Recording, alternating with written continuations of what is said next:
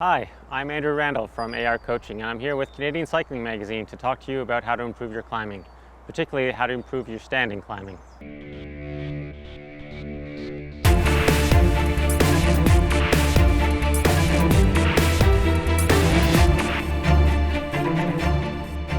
this video, we'll talk about three things.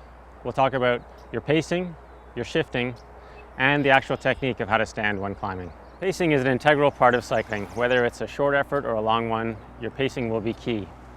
When you come to a climb, the thing to think about is not going too hard at the bottom, particularly because your body can't feel the effort for the first 30 seconds or minute. It's only after then that the lactic acid will kick in if you've gone too hard, and you'll suddenly realize you're at your limit. The key is start the climb at a gentle pace, let the effort build, and then settle into your rhythm as you get towards the top.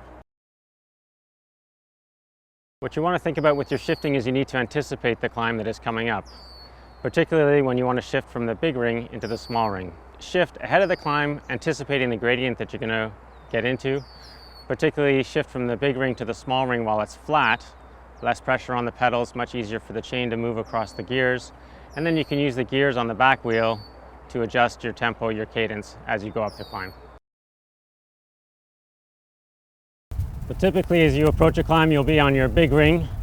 You want to shift and anticipate as you come into the climb, down in the back, light pressure on the front, and into your little ring. And then you can use your gears on the back to settle into your rhythm. Cycling is all about efficiency, so you want to be able to be efficient as you stand on the climb. It's also an important technique to have in your repertoire because standing on the steeper sections of the climb is efficient. Your upper body can actually help save your legs a little bit and get you up over these steeper sections. It's also important when you're riding in a group. For example, starting up from a stop sign. You might have to stand up and accelerate to stay in the group. Good to have proper technique to do it there. Or even, on a rolling section of road where you're going down and up with a lot of speed, you want to be able to stand up and just kind of sprint over the top of the climbs. Again, you'll use standing climbing. So it's a very important part of your cycling repertoire to have this technique to be able to do it properly. And so we'll go through some of the technique here and I'll demonstrate for you. So the basis of standing properly is the arms and legs working together.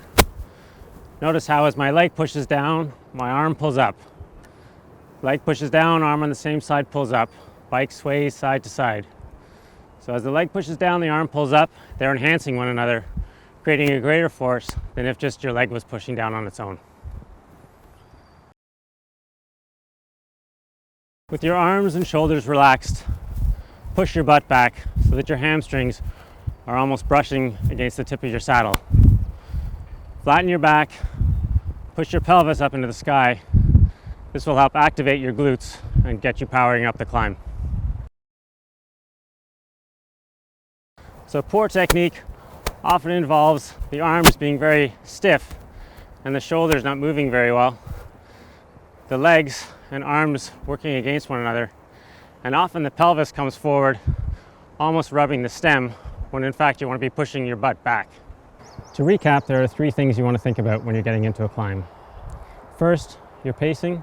Second, think about your shifting, anticipating the gear you'll need on the climb. And third, the technique when you stand up to climb on the steeper sections. If you have any questions, you can reach me at andrew@arcoaching.ca. I'm Andrew Randell. Get out there and ride.